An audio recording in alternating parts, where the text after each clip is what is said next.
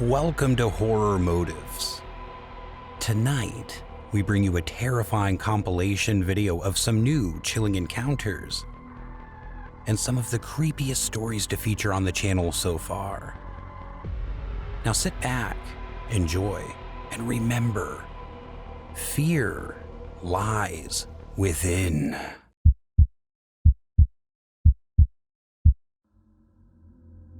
I'm a 23-year-old male, and I was 15 years old when this traumatic experience happened to me. I still think about it to this day as it's a memory that's stuck with me throughout the years.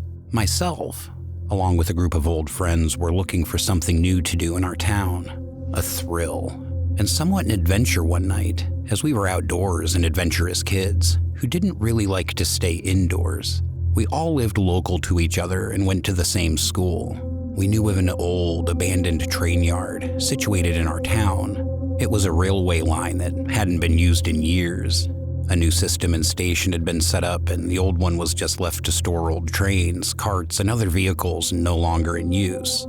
Between the four of us, we thought this would be a great place to go and explore one night, where we could camp out and spend the night. We had done this before in the woods. We would just tell each other's parents that we were staying at each other's house, so they didn't actually know we were staying out all night. That night, we made our way to the train yard.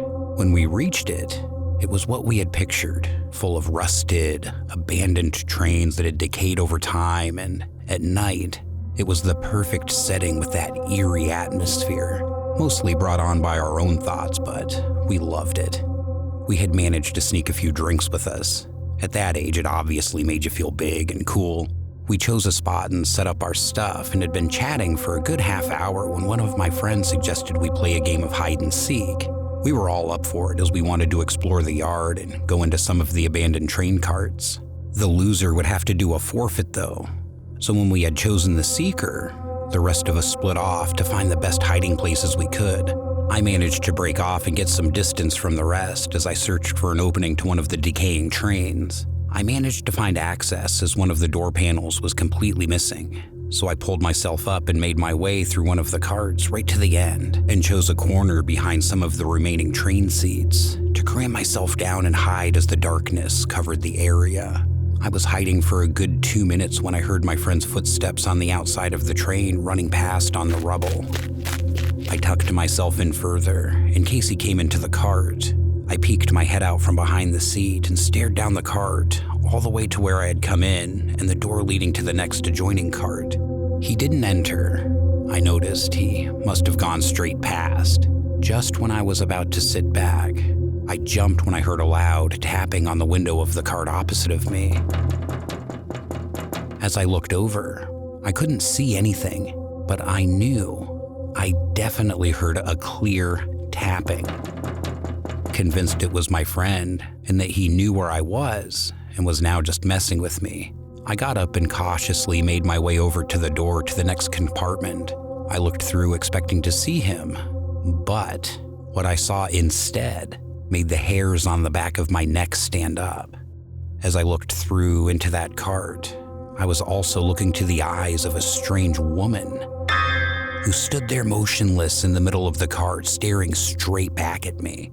Her hair was unraveled and dirty. Her clothes were tattered and worn, and the pale complexion of her skin looked deathly. But what scared me the most was her eyes, the way she looked at me with menace and a wild expression fixed into them. I could feel my pulse racing when the woman walked out of sight. I remember thinking that was impossible. Where could she have gone? Unless she had hidden behind some of the seats, but I would have seen that. I don't know what possessed me to do what I did next, but for some reason, I opened the door and walked into the cart, when what I should have done was got the hell out of that train. But I was curious to find the woman. I noticed instantly that contrary to outside, the temperature in that cart was freezing. I didn't know why that was, and I found it strange. I only took a few more steps as I couldn't bring myself to go any further down to the end of that cart. As I had finally had second thoughts about what I was doing, I could not see the woman, and it was too dark at the end of the cart. As I was about to turn and get myself out of there, Shivers ran down my spine and my heart raced faster than it ever had before, as all I heard, in a hoarse whisper from behind me, was, "Found you." When suddenly the feeling of a hand brushed my shoulder, I quickly turned to come face to face with the same deathly-looking woman standing right behind me, and I'm not gonna lie, I was terrified. I fell backwards as I screamed out all the air I had stored in my body as I hit the floor. Afraid to open my eyes, I managed to do so, and to my shock, I was staring into an empty cart. It was then, from behind me, two of my friends appeared from where I had entered, looking shocked and confused. I scrambled my way over to them and off the cart. As they asked me if I was okay, shaking from head to toe, I explained to them what I had just seen, but it only seemed to raise a laugh out of them as they didn't believe me. It was only then when my other friend quickly joined us with a pale face and a scared look etched across it as he said, I was telling the truth, and that he had seen her on the cart through the window too.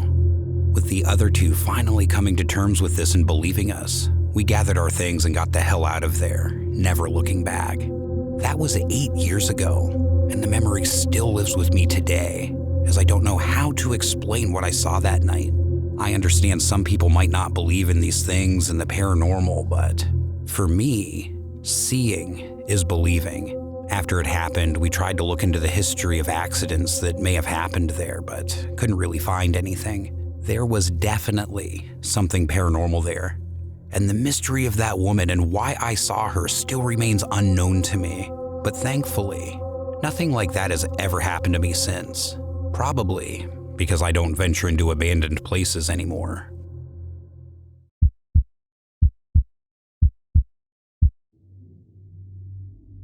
This event happened to me when I was a child, when I was around 12 years old. I'm a 23-year-old male now, so a little over 10 years ago. It was one of those experiences that took time to get over and will always be floating around in the back of my head somewhere. I used to live in an apartment block with my mother, who was a single mom raising me on her own. The block of apartments we lived in consisted of, I would say, 16 apartments. 4 floors with 4 apartments each floor. We had other blocks of apartments next to ours, so there were kids around my own age that I used to hang around with and play with. A few of them lived in my block, a few kids from other blocks. It wasn't the best area we lived in, not shy of crime or your local drug addicts. We used to be your typical group of kids looking for adventures and also getting up to mischief. One day we decided to play Ding Dong Ditch and Knock Door Run. These are where you'd buzz people's intercoms to their apartments and say stupid things and then run. And everyone I'm sure knows what Knock Door Run is. In my apartment, I was on the ground floor and our next door neighbor was very rarely seen and didn't really socialize with the other tenants on the block. All we knew was he was a man who lived alone and that he wasn't home all that often. It seemed that he worked nights, as he was rarely seen during the day. I remember my mother once saying that just because people are your neighbor, it doesn't mean you should trust them. And looking back on that, it is one piece of advice I will always remember. So, on that day when we decided to play these games, we had already pranked a few blocks. When the kids I was with had then decided we should play it on my block, I wasn't too thrilled as I didn't want to cause my mom any problems, but we played anyway, and I assumed people wouldn't know it was me anyway. The number they decided to pick first ended up being the apartment right next door to me. They buzzed it, and there was no answer. They decided to buzz it again. When the intercom came on, there was no one speaking through it for the first 15 seconds. Just weird, slow, heavy breathing. It was strange. Then, a deep, raspy voice said, "Who is this?" Like he was shocked to get somebody ringing his door. One of the kids I was with started saying some rude things like, "It's your mom," and calling him names. I know, childish, but we were only 12. The guy didn't reply. He just sat on the other end, breathing down the intercom before shutting it off. At this point, the guys thought it would be funny to go knock on his door. we entered the building.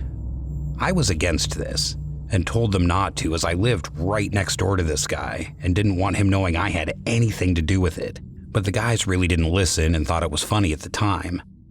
They knocked on the door as loud as they could before running away into the hallway, peeking around the corner to see if he answered. He didn't, so my one friend said it was mine and another boy's turn to knock on the door.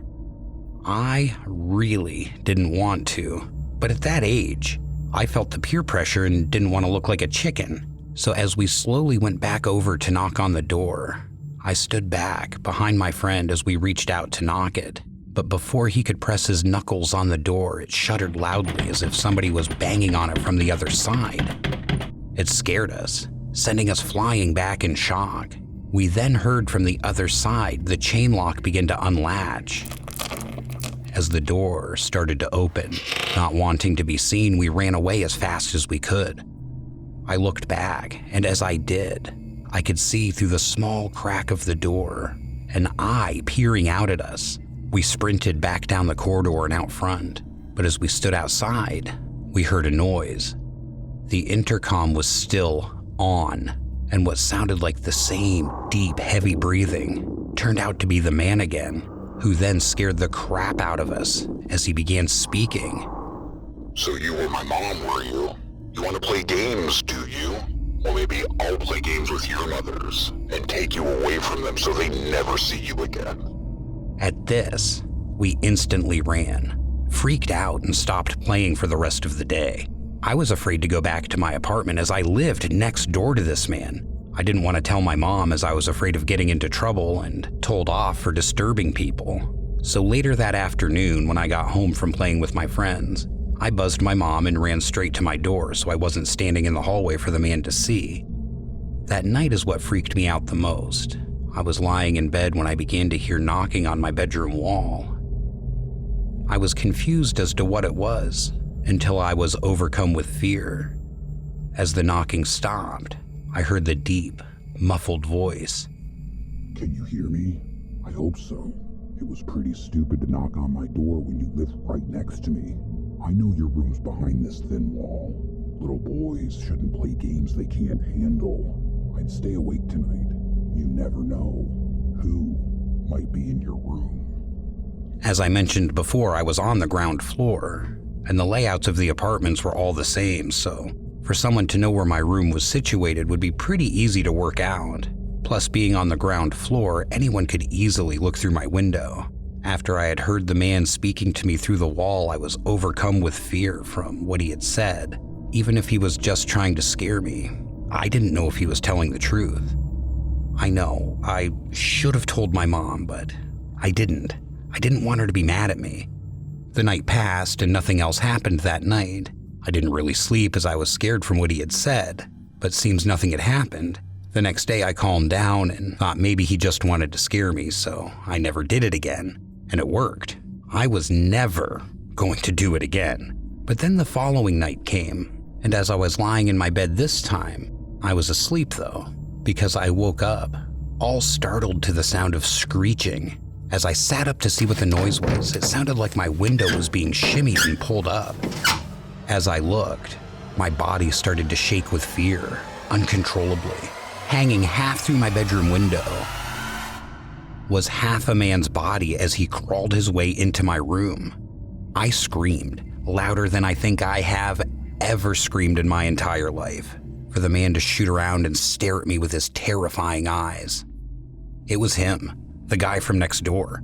My mom's voice from outside must have scared him as he began to climb back out the window. She burst in my room asking what was wrong.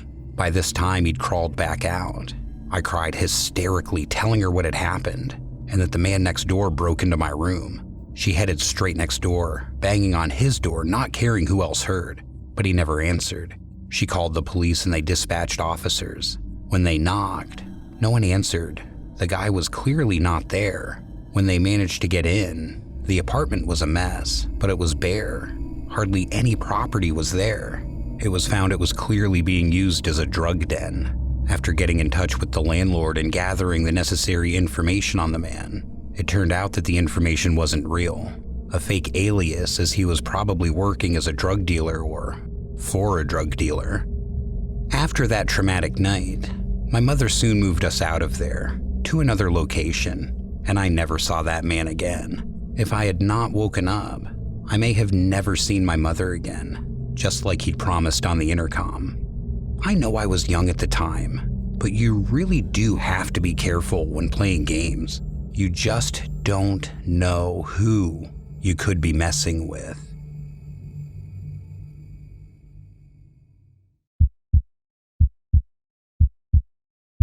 This event happened back in the summer of 2018, and has since stuck with me as one of the scariest nights I have ever experienced. I was traveling back home with my girlfriend. We had been away for a long weekend for my brother's wedding, which had ended up being an incredible and emotional weekend. We decided to road trip and journey and spend some quality time together, to get the most enjoyment out of the trip. On the way back home, it was late at night. We were on the highway, and there were barely any other cars in sight. I was tired from all the driving that I'd already done, as it was a long trip.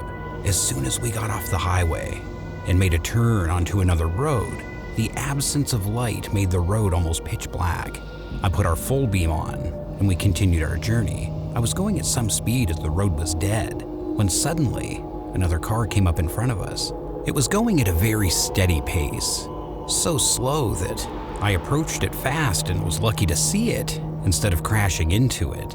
It was crawling at a snail's pace, literally, the whole open road in front of it, yet it was doing it so slow, like it was doing it on purpose. I got restless as this was under half of the speed limit, and at this point, I didn't want to be stuck on the road for hours, so I took the opportunity to overtake the car. As I passed, I couldn't help but honk my horn to let the driver know of their inconvenience as I took it over, pulling back onto the road in front of it, getting back to a normal speed and continuing on our way. But as soon as I did this, and we were out of sight, the driver behind us, out of nowhere, caught up and flashed its lights, honking their horn loudly as it picked up speed to a point it was right behind us, bumper to bumper. They kept their full beam on, making it difficult for me to see through the rearview mirror. The car forcefully took us over and sped past, cutting right in front of us as it broke, causing me to brake hard, slamming on the brakes. Disappearing from our sight, the car sped off. My girlfriend, and in all fairness myself, were understandably shaken up by these events and still had a long way to go to get home. So with it being late and considering what had just happened, we decided to stop at a motel nearby and stay for the night to get some rest. We planned to continue our journey the next morning. On reflection, I shouldn't have beeped my horn, but there was no need for that type of retaliation from that creep. After booking the motel, we headed to our room. It was just your basic motel, a simple room, nothing special, pretty old-fashioned, just somewhere to put our head down for the night. Looking around, it was very quiet, not many guests looked to be staying there. So we settled in for the night, having calmed down from what had just happened. It must have been around 1 a.m. when we both woke up to the sound of a loud knocking on our door. Surprised as to who could have been knocking on our room, I got up and opened the door. As I did, there was no one there. Confused, I shut the door and began to walk back to our bed. As I lay back down, there was then a heavy pounding on the door once again. I ran back and hurriedly opened the door, but again, there was no one. I didn't get how someone could disappear out of sight that fast. Even as I checked the lot out front, not a soul was in sight.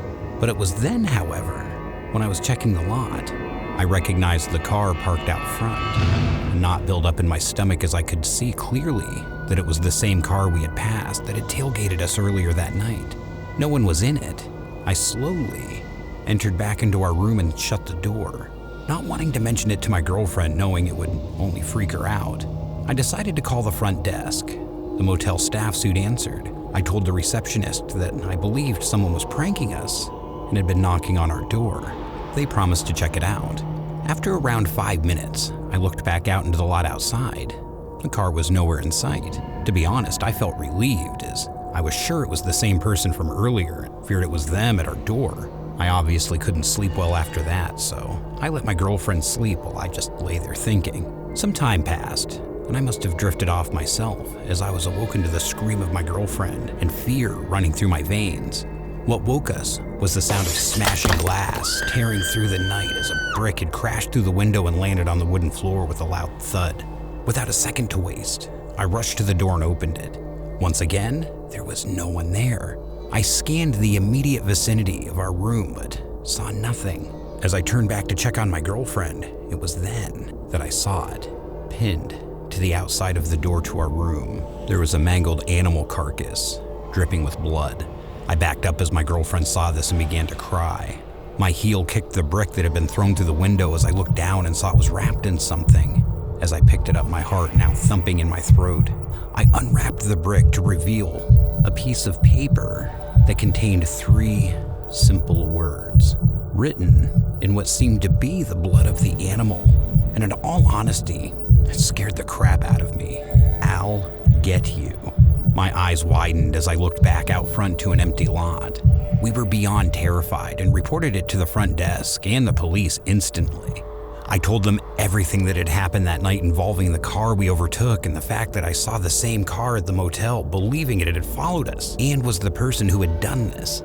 They investigated the matter, but it really didn't get anywhere, because the most surprising thing was that there was no CCTV footage recorded from that night. It's safe to say we didn't stay around at the motel after that. We left for home, soon after speaking with the police with the fear of being followed and watched, making us paranoid.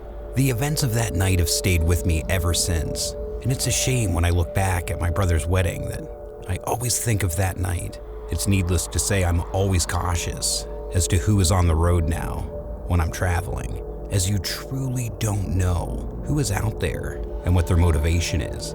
It only takes provoking the wrong person to come back to haunt you. I mean, what psycho kills and pins animals to a door? So please, think twice when you're out on the road. You just don't know who you might come across.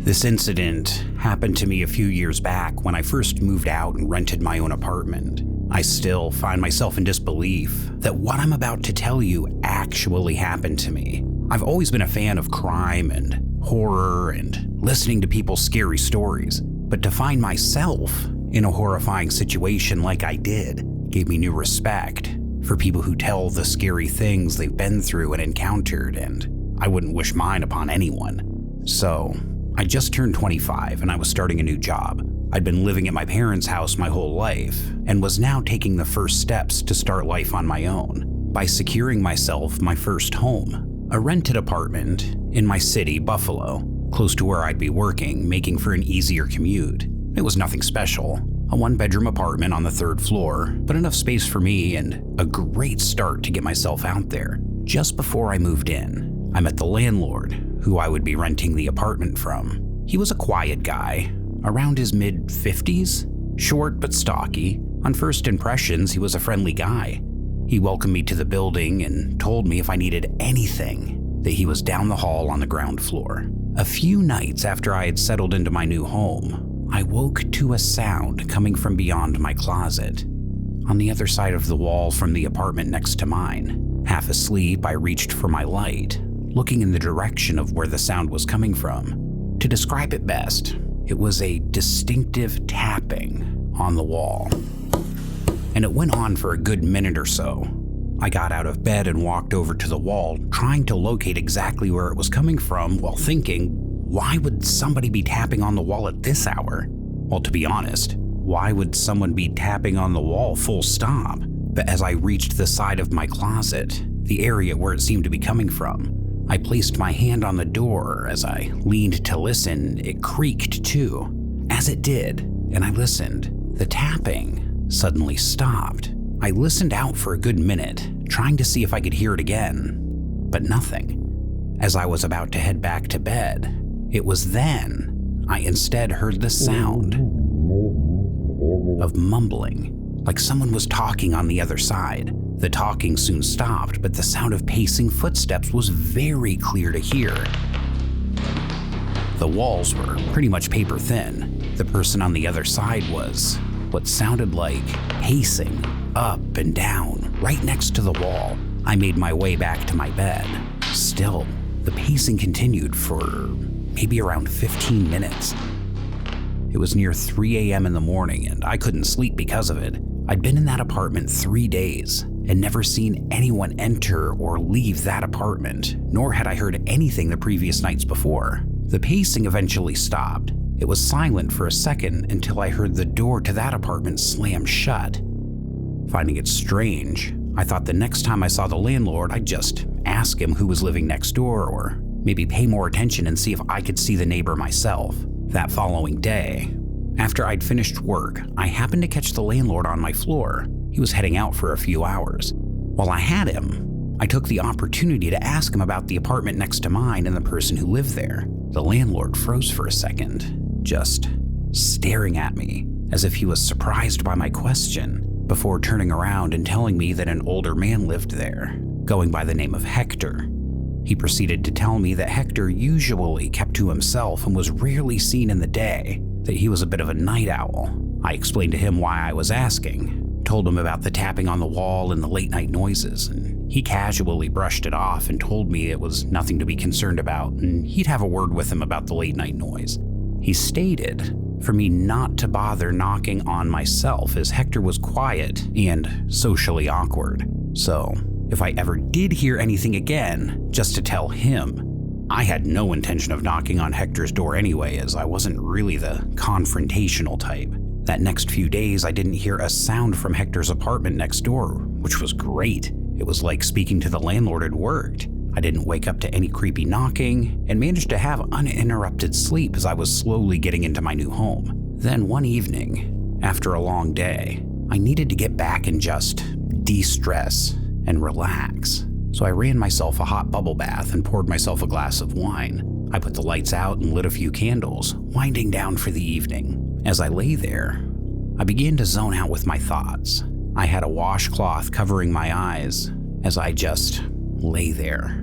Then, as I was in my own little world, relaxing, my ears pricked up as I snapped out of my trance to a strange sound coming from my hallway. It sounded like a digital beeping, with the washcloth half covering my eyes. I could have swore I saw a flicker of light, but I assumed it was just the candles flickering, you know. I stared into the dark hallway as the bathroom door was ajar, but I didn't see anything. I could hear nothing but silence. Putting it down to my mind playing tricks on me, I finished up in the bath and slowly edged my way to the door, reaching for the hallway light. As I clicked it on, just as I assumed the hallway was empty. Relieved, I got ready for bed. Living alone, as some of you may well know, it can be kinda creepy.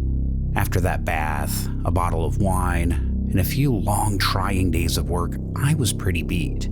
I lay down on my bed, drifting off pretty quick, looking forward to the much needed lie-in I was going to get the next day. But just as I closed my eyes, the sound of my closet door creaking jolted me awake. I looked over, and I could see the door was half open. There was no draft or breeze in the room to push it open, so naturally I was a little freaked. I flicked on my light and stared over, but after a good minute of watching the closet, I saw nothing. I don't know what I was expecting to see, but again, my mind was playing tricks on me. I walked over to the closet and hesitantly opened it. Upon inspection, it was as it seemed, an empty closet. I hopped back into bed as soon as my head hit the pillow. It was pretty much lights out. It wasn't until hours later I woke up, still half asleep, needing to pee. The wine had hit me. As I got up to go to the bathroom, I again noticed my wardrobe door open, which I thought was strange as I'd closed it before going to sleep. I headed over to it and pushed it too. It stayed shut. There was no issue with it opening on its own, and it wasn't faulty. But being so tired and just wanting to sleep, I brushed it aside and headed to the bathroom before returning to bed. It was a hot night, so I slept with one leg out of my blanket and my feet hanging out of the sheets. I pretty much drifted back to sleep as my head hit the pillow. As the night passed, I must have been asleep for a few hours when I again found myself waking up, this time to a slight tickling sensation on my foot. You know, like the feeling of a tickle when somebody brushes your foot, or if you get the light sensation on your skin from knocking into something. I assumed with my feet out of the sheets, I had brushed my foot against the bed frame or something. So I rolled over and tucked my one leg up as the one leg was still hanging out of the sheets. What happened next, I will never forget. And it's the reason I'll never sleep with my feet or legs hanging out of the sheets ever again. As I drifted back to sleep, I again felt something touch my foot. This time it was unmistakable. I felt something wet brush and slide across the sole of my foot. Clearly not myself brushing it off of something. I looked down at the bottom of my bed. I froze, crippled in fear, not able to breathe, as if the oxygen was taken from me. I could see the dark, figured outline of a person's head at the bottom of my bed, with what could have only been their tongue that had brushed across and licked the sole of my foot. There was someone at the bottom of my bed licking my foot. Terrified to my core, I screamed as I impulsively kicked my foot into the person's face as hard as I could for them to fall to the floor, letting out a cry.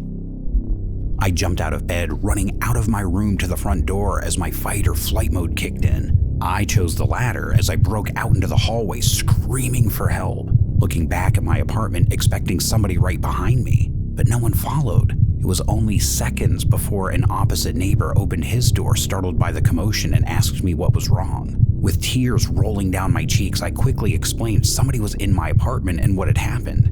He looked shocked as he told me to wait in his apartment, as he called the police and cautiously entered my apartment searching for the intruder. The man shortly came out, telling me the police were en route and my apartment was empty. No one was in there. The hallway was now occupied by onlookers, and at that point I was so shaken and scared I couldn't stop crying. The police arrived quicker than I expected, and when they did, they searched my apartment from head to toe. What they found shook me to my core. An officer came out of my apartment and told me to stand back as they knocked on the apartment next door to mine, the apartment of Hector, the neighbor I'd never met. There was no answer. The police proceeded to break down the door and search that apartment too, as I questioned why. With what seemed like ages, they eventually exited with a man in handcuffs, and it was my landlord. His nose bloodied, and I soon realized that it was him that I'd kicked in the face. What the police found was through my built-in wardrobe. There was a compartment built in with a lead straight to the apartment next to mine. That apartment had been vacant the entire time. There was no Hector, and my sick, perverted landlord had been spying on me the whole time I'd been there, using that crawl space to enter my apartment. The police had found him hiding in the apartment as he obviously couldn't come out without giving himself away, and had hoped in that crawl space he wouldn't be found. After further investigation, the police uncovered stashes of pictures of previous residents and myself in that apartment that this psycho had spied on over the years. I'm lucky I was a light sleeper, as I dread to think how far this could have gone. He must have thought I was asleep when he sickly did what he did. I moved out of that apartment straight away and back in with my parents, pressing charges. It was the first place I had lived by myself, and thanks to that freak, I'll never feel safe living alone again. I can't say that experience hasn't affected me, but I've managed to move on past it and on with life. But it's still something that will always haunt me.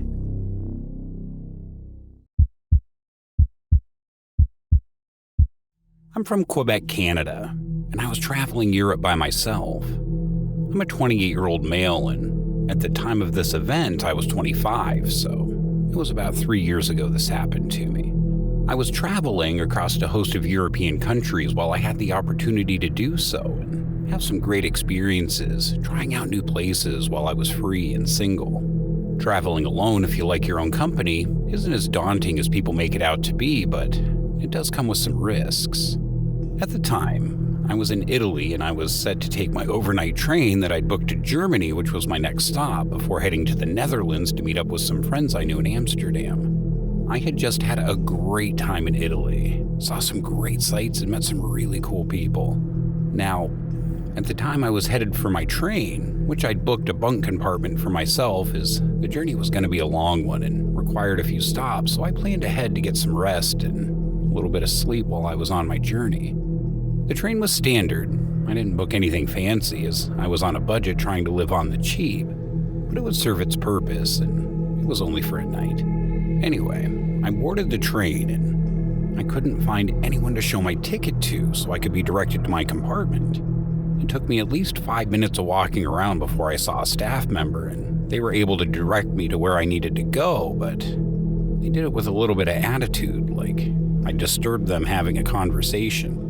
I didn't let it bother me, and I soon forgot about it, and I made my way to my cabin, which happened to be right at the back end of the train, the opposite side to where I had gotten on. As I made my way down through the cabins, I noticed the train was pretty unclean, and the passengers that were on it were not the type to give a shit. And quite frankly, I think they were kind of the cause of the mess.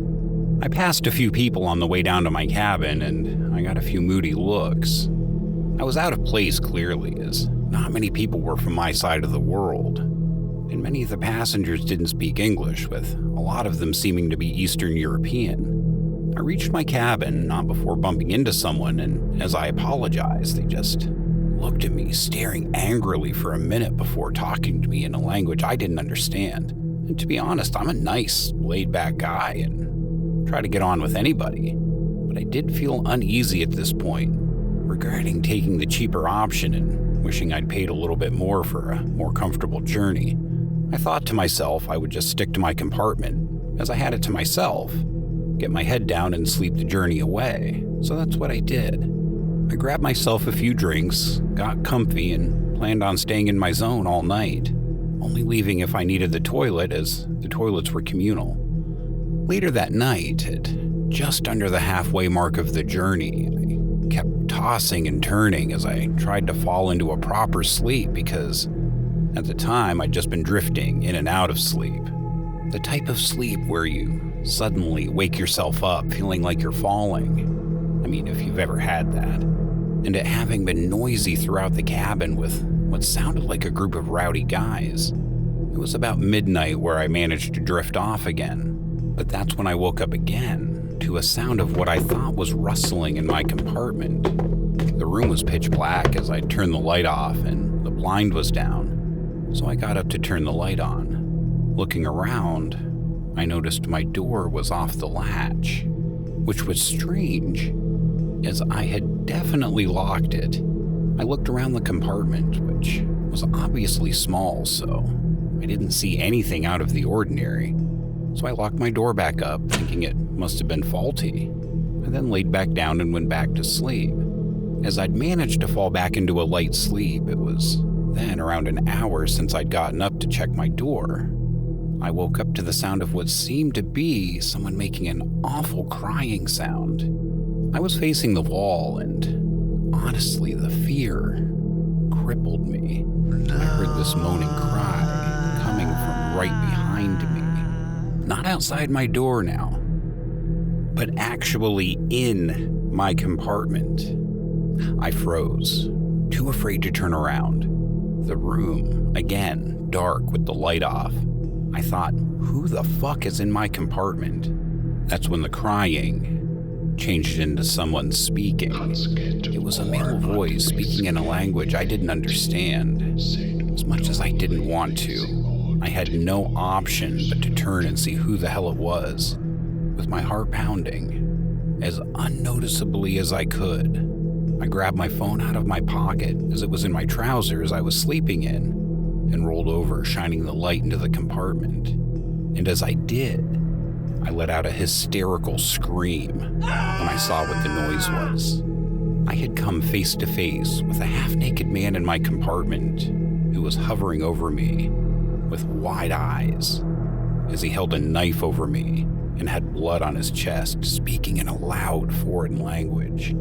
Fearing for my life, I kicked out, aiming for the man, jumping off my bed as I barged into this intruder as he swung the knife at me, cutting my arm. I'm not a small guy, so when I got up, barging into him, luckily for me, it knocked the man off his balance and he fell swinging the knife.